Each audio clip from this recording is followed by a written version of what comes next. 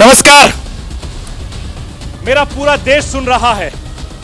राष्ट्र की आवाज 130 करोड़ लोगों की एक ही आवाज आपके साथ। मैं हूं सरफराज, मैं सरफराज सैफी। आपको बताना चाहता हूं, आखिरी ओवर की आखिरी गेंद पर पाकिस्तान के प्रधानमंत्री इमरान खान ने छक्का जड़ दिया है। क्रिकेट मैच के माहिर खिलाड़ी इमरान खान ने सियासत की पिच पर मास्टर स्ट्रोक जड़ दिया है। गेंद अभी हवा में है। विपक्ष लगातार दौड़ लगा रहा है, लेकिन खेल में सुप्रीम कोर्ट की एंट्री ने पूरे माहौल को बदल दिया है। अब दुनिया की नजर पाकिस्तान के सुप्रीम कोर्ट पर जा टिकी है। रविवार को पाकिस्तान की नेशनल असेंबली के अंदर जो 5 मिनट का खेल चला, उस पर लगातार मंथन जारी है। 1992 में क्रिकेट में कमबैक कर वर्ल्ड कप वाला कमाल दिखाने वाले इमरान खान एक बार फिर से सियासी पिच पर अपनी पूरी फॉर्म दिखा रहे हैं। सियासी सुपर लीग में उनका हर दांव विपक्ष को चारों खाने चित कर रहा है। पाकिस्तान की सियासी मैच का ताजा हाल मैं आपको बताऊंगा। वहीं पड़ोसी देश श्रीलंका के सामने आ रही तस्वीरों ने आज मेरे देश को, मेरे हिंदुस्तान को भी डरा दिया। श्रीलंका सरकार की टैक्स माफी वाली योजनाओं ने जो हाल उस देश का किया है, उस बदहाली ने आज भारत को भी डरा दिया है। मुफ्त बिजली, मुफ्त गैस, मुफ्त यात्रा और राज्यों की सियासत में मुफ्त वाले बढ़ते शोर पर बड़े नौकरशाहों ने चिंता जाहिर की है। श्रीलंका की तरह ही ऐसे भी राज्य बदहाल हो सकते हैं। नौकरशाहों ने अपना यह डर देश के प्रधानमंत्री नरेंद्र मोदी के सामने रखा है। सीनियर ब्यूरोक्रेट्स के श्रीलंका वाले डर के बारे में भी आपको डिटेल्स में समझाऊंगा। रूस और यूक्रेन के बीच जंग का 40वां दिन है। दोनों देशों के बीच जंग लगातार जारी है। कुछ इलाकों से रूसी सेना पीछे हट रही है। वैसे तो यह अच्छी खबर है, लेकिन उन इलाकों से जो सामने तस्वीरें आई हैं, उससे पूरी दुनिया सकते में है। बूचा में नरसंहार से हाहाकार मच गया है और युद्ध के मैदान का हर अपडेट भी मैं आपको दूंगा। और इसीलिए रोज की तरह आप मेरे साथ बने रहिए और देखते रहिए राष्ट्र की आवाज।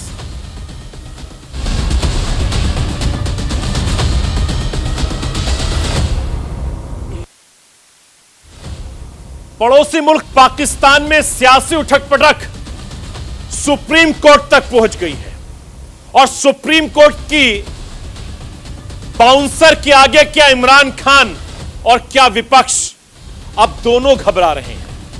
आज की सुनवाई में पाकिस्तान की सुप्रीम कोर्ट ने एक झटका विपक्ष को भी दिया है, तो एक झटका इमरान खान सरकार को दिया है।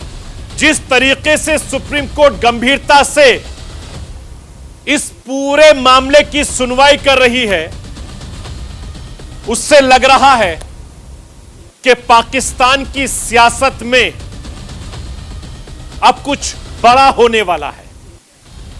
पाकिस्तान की सियासत में जो भी कुछ चल रहा है, वो रवायत बिल्कुल नई नहीं है। पिछले 75 सालों से पाकिस्तान की आवाम यही देख रही है कि कोई भी प्रधानमंत्री अपना कार्यकाल पूरा नहीं कर पाता है। और इस बार क्या होगा, यह सुप्रीम कोर्ट तय करेगा। लेकिन इतना जरूर है कि 7.5 सालों में पाकिस्तान के सियासतदान जरा भी नहीं बदले हैं। ना आजादी के बाद बदले हैं और ना अब बदल रहे हैं, क्योंकि पाकिस्तान की सियासत कुछ है ही ऐसी।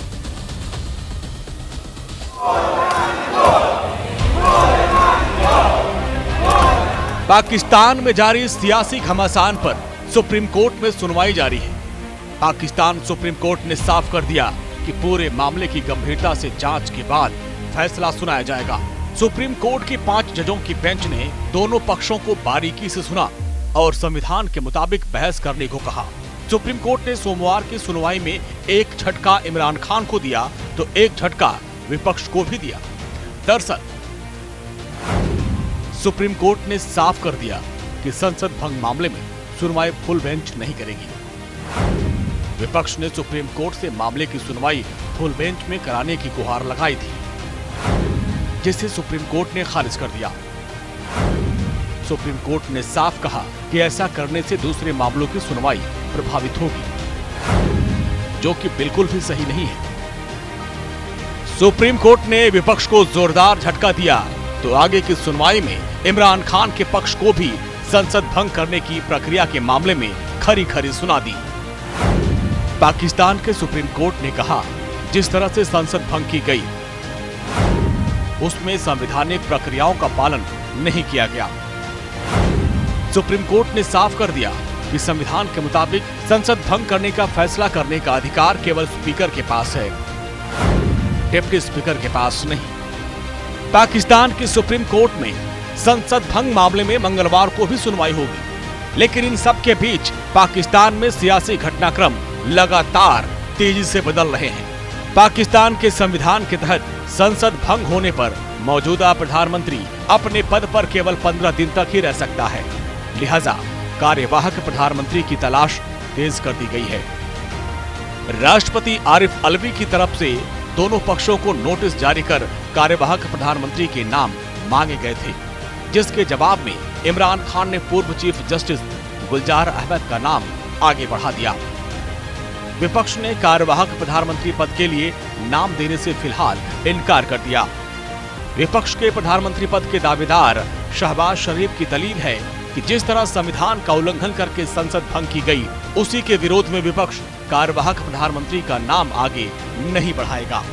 ऐसे में अगर विपक्ष 7 दिन के अंदर कार्यवाहक पीएम का नाम नहीं भेजता है तो गुलजार अहमद कार्यवाहक प्रधानमंत्री नियुक्त कर दिए जाएंगे।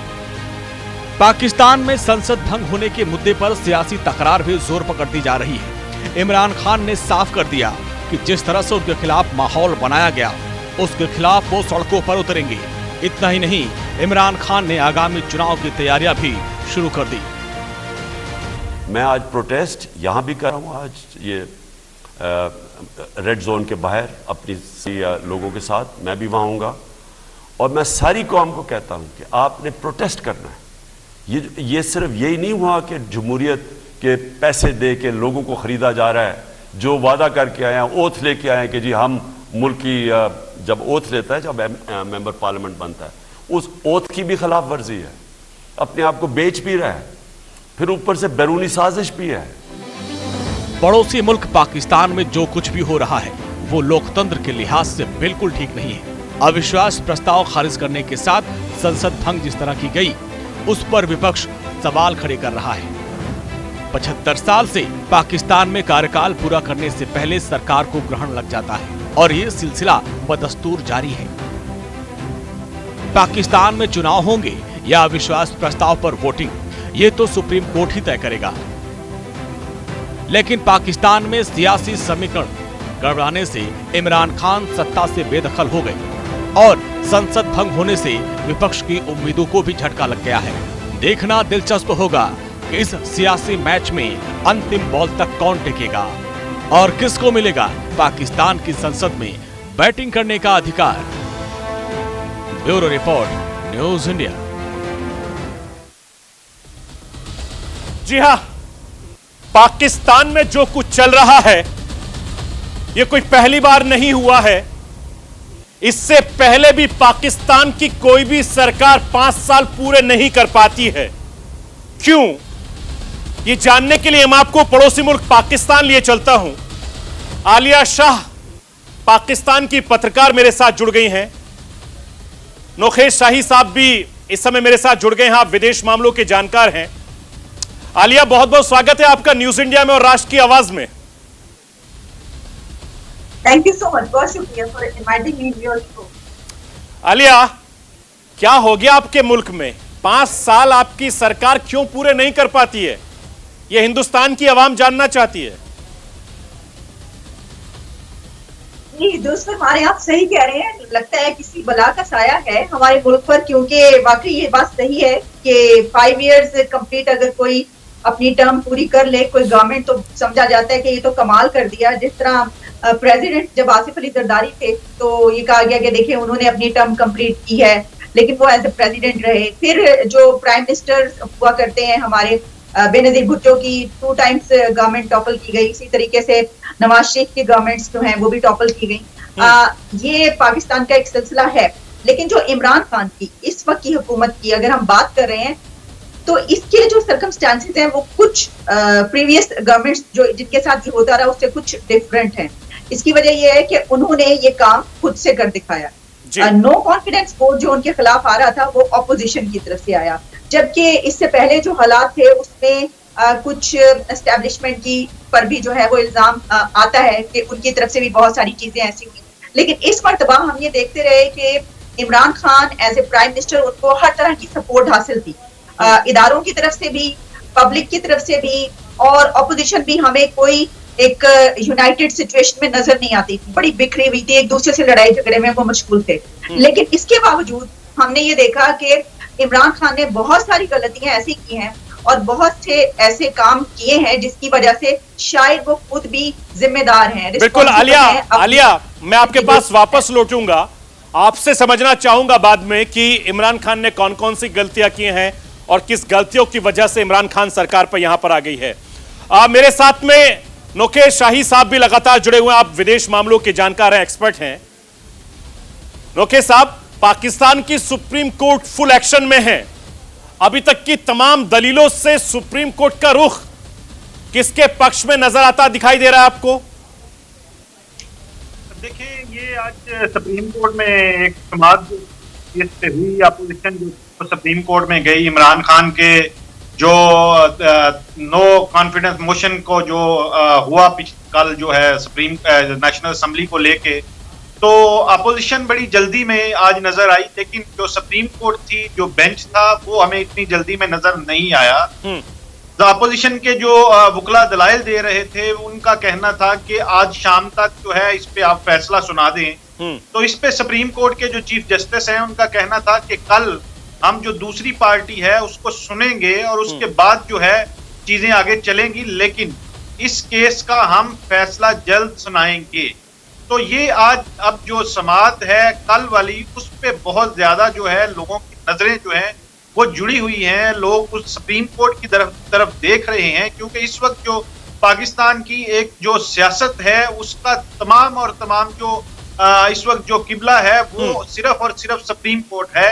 सुप्रीम कोर्ट का डिसीजन अगर ये आता है कि ये रिवर्स कर देता है, जो कल डिप्टी स्पीकर ने एक ruling the on behalf of speaker national assembly, तो फिर जो है अपोजिशन एक इजलास कर चुकी है कल in the absence of the government treasury benches, और 197 नंबर जो है उन्होंने शो किए हैं। सही साहब, तो ये अब हमें कल देखना है अगर किस तरह का डिसीजन आता है, उसके ऊपर जो है वो सारी इस वक्त सियासत जो है और आने वाली जो सियासी एक्टिविटीज हैं वो सुप्रीम कोर्ट के डिसीजन के साथ जुड़ी हुई।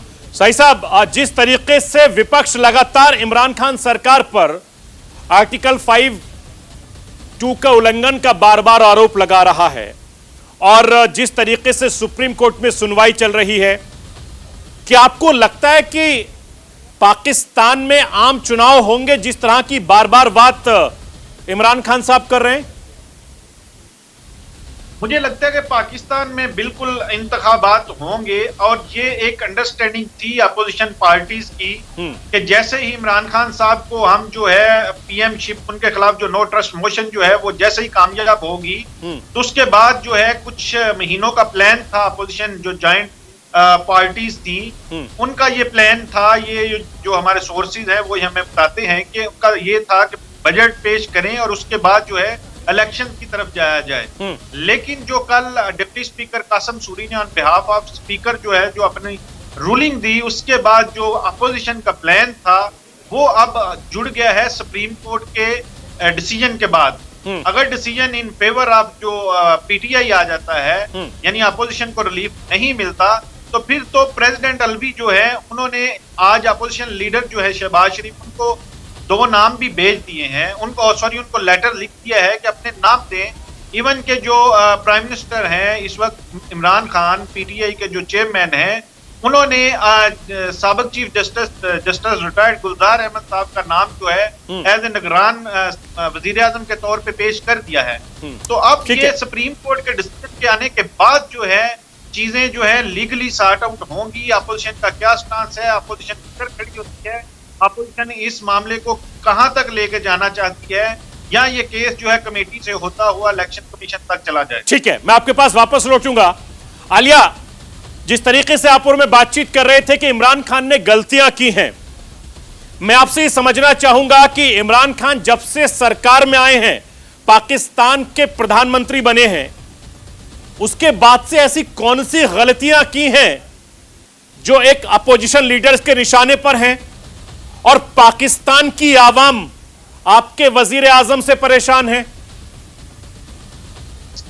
जी, इससे पहले कि मैं आपके इस सवाल का जवाब दूं, अभी आप क्योंकि सुप्रीम कोर्ट की बड़ी एक अहम हियरिंग जो कि आज हुई और कल उसका फैसला, देखिए जो कोर्ट की हियरिंग है वो डिपेंड करती है जो फैसला होने जा रहा है। और आज जो चीफ जस्टिस की तरफ से जो अंदर से खबरें आई हैं, जो उन्होंने ये कहा है कि फैसले हवाओं में नहीं होते और हमने तमाम पार्टीज को जो है वो देखना है। तो मैं ये समझती हूँ कि या तो पॉलिटिकल पार्टीज को देख लिया जाए और या फिर ये देख लिया जाए कि आपने जो कॉन्स्टिट्यूशन की वायलेशन हुई है, आपने कॉन्स्टिट्यूशन को डिफेंड करना है या किसी पॉलिटिकल पार्टी को डिफेंड करना है। लेकिन आलिया, पाकिस्तान में तो कानून की धज्जियां उड़ गई हैं।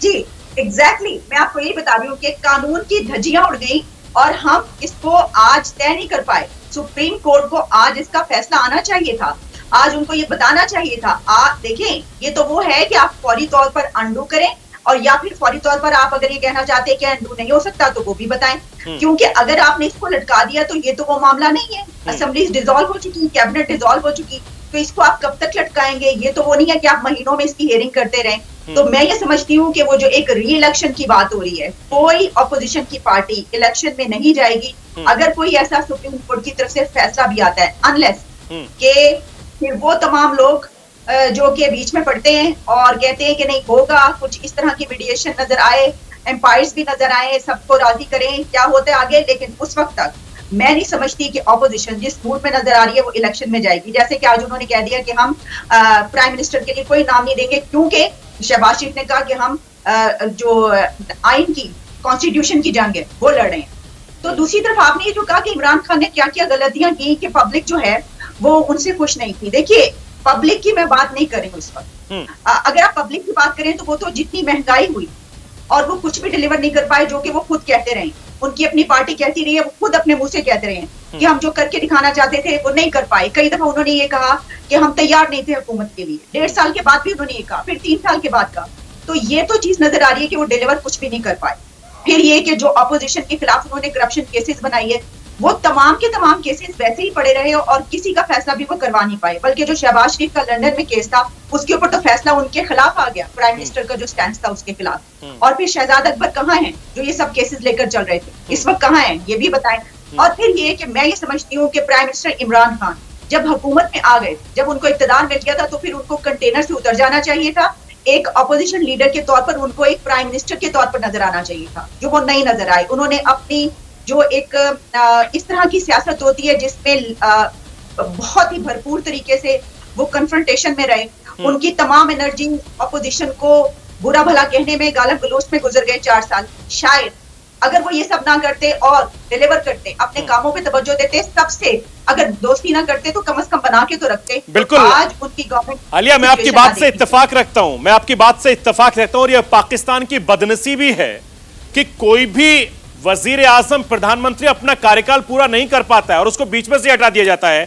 सही साहब, जिस तरीके से इमरान खान साहब बार बार मजहब का हवाला देते हैं, आवाम से बातचीत कर रहे हैं, क्या आपको लगता है कि पाकिस्तानी सेना का साथ इमरान खान के साथ नहीं है, जो इस वक्त हाशिए पर हैं?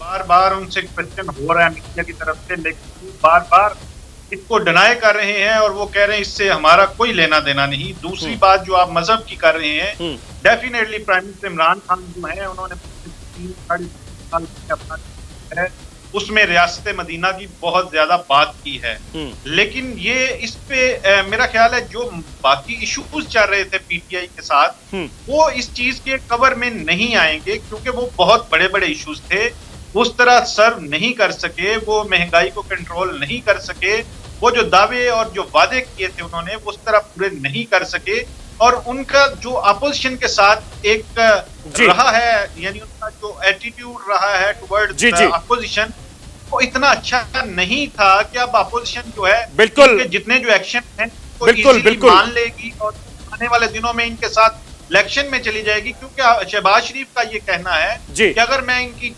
जो प्रेसिडेंट अलवी ने लेटर लिखा है उसको एक्सेप्ट करता हूं। चलिए, बहुत बहुत शुक्रिया सही साहब, न्यूज इंडिया के लिए वक्त निकालने के लिए आपका बहुत बहुत शुक्रिया। लगातार आलिया मेरे साथ बनी हुई है। आलिया, जैसे आप और हम लोग लगातार जिक्र कर रहे हैं, महंगाई के जिक्र आपने किया, मैं आपसे यह समझना चाहूंगा, चूंकि आप पाकिस्तान में रहती हैं, पाकिस्तान की सियासत को, पाकिस्तान की आवाम को बहुत करीब से जानती हैं, ऐसी कौन सी गलतियां रही जो इमरान खान सरकार पर विपक्ष लगातार हावी रहा? जी देखिए, जिस तरह मैंने आपको बताया कि वजीर आजम के पास तो फ्री हैंड था जी। प्राइम मिनिस्टर इमरान खान जब थे, अब तो खैर वो वजीर आजम नहीं रहे, वो भी समझ रहे हैं अपने आप को, लेकिन इमरान खान के पास जितना फ्री हैंड था शायद अभी तक पाकिस्तान में किसी गवर्नमेंट को इतना फ्री हैंड ना मिला। यानी एस्टैब्लिशमेंट की तरफ से, इदारों की तरफ से, पब्लिक की तरफ से, ऑपोजिशन की तरफ से, ऑपोजिशन भी कमजोर थी, उनके ऊपर केसेस चलते रहे, उनके खिलाफ वो केसेस चलाते रहे, नैब से उनको जो है गिरफ्तारियां होती रही, ये सब चलता रहा, वो अपने मसले मसाइल में फंसे रहे। फिर जो एस्टैब्लिशमेंट थी उसको कोई प्रॉब्लम ही नहीं थी, क्योंकि आप तो जानते हैं यहाँ पे तो इल्जाम ये लगाया जाता है, कहा यह जाता है कि इनको तो लाने वाले वो, तो उनकी तरफ से भी पूरी सपोर्ट हम देखते रहे हर तरह की, कोई प्रॉब्लम नहीं थी, इमरान खान के सामने कोई हर्डल नहीं। लेकिन इसके बावजूद इमरान खान डिलीवर नहीं कर पाए। चलें, हम इसको ये कह देते हैं कि वो एक नए बंदे थे, पहली मरतबा उनको प्राइम मिनिस्टरशिप की हुकूमत मिली थी और उनके पास जो लोग थे वो उनसे काम नहीं करवा पाए, अगर हम इसको ले भी लें, लेकिन इसके बावजूद उन्होंने जो खुद अपने लिए बहुत सारे ऐसे डिस्प्यूट पैदा किए कि जिसमें उनकी मुसलसल कन्फ्रंटेशन रही अपोजिशन के साथ, सियासी हाथों के साथ। बिल्कुल। आलिया आप मेरे साथ बने रहिए, मैं आपके पास वापस लौटूंगा। बैरिस्टर वकास अवरेज खान साहब इस समय मेरे साथ जुड़ गए हैं, कानून के जानकार हैं और पाकिस्तान की सियासत को और कानून को बहुत बारीकी से जानते हैं। वकास भाई, जिस तरीके से हम और आप लगातार बातचीत करते रहते हैं, ऑन एयर भी ऑफ एयर भी, जिस तरीके से इमरान खान ने पाकिस्तान के संविधान की, आइन की धज्जियां उड़ाई हैं आर्टिकल 5 की, और विपक्ष लगातार आर्टिकल 6 का हवाला देकर उन पर निशाना साध रहा है, चूंकि आप कानून के जानकार भी हैं, जरा समझाइए कि सुप्रीम कोर्ट में अब इसको किस तरीके से देखते हैं आप? देखिए, सुप्रीम कोर्ट के अंदर जो है इस वक्त दोनों साइड्स के वकला की जो है वो डिफरेंस ऑफ ओपिनियन पाया जा रहा है। एक तरफ से वकला का ये कहना है कि स्पीकर की जो रूलिंग है वो फाइनलिटी इख्तियार कर जाती है और उसके बाद सुप्रीम कोर्ट के पास या किसी भी अदालत के पास ये इख्तियार नहीं है कि स्पीकर की रूलिंग के ऊपर फर्दर किसी किस्म का कोई मैटर टेकअप कर सके, जुडिकेशन कर सके, उसको कोर्ट ऑफ लॉ में एक्सरसाइज कर सके।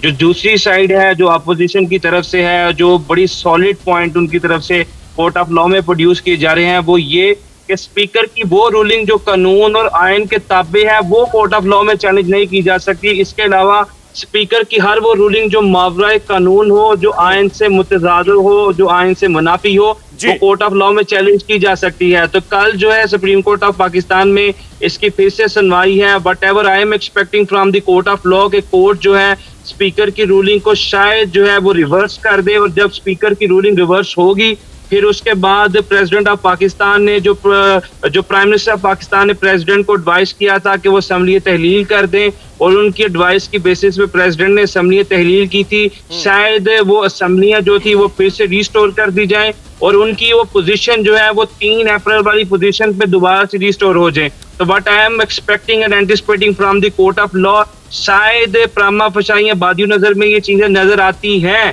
कि इस वक्त जो है वो पीटीआई की हुकूमत they are on the last leg so far as the legal point of view is concern, और कुछ ना कुछ तो उन्होंने आइन से मुनाफी और मुतजाद किया। That's why suo motu action has been taken on the part of supreme court. ये सो मोटो एक्शन है, ये सुप्रीम कोर्ट ने आज खुद नोटिस लिया है, बजाय इसके कि पार्टीज जो है वो सुप्रीम कोर्ट में जाती, पीपल्स पार्टी जाती, नून लीग जाती।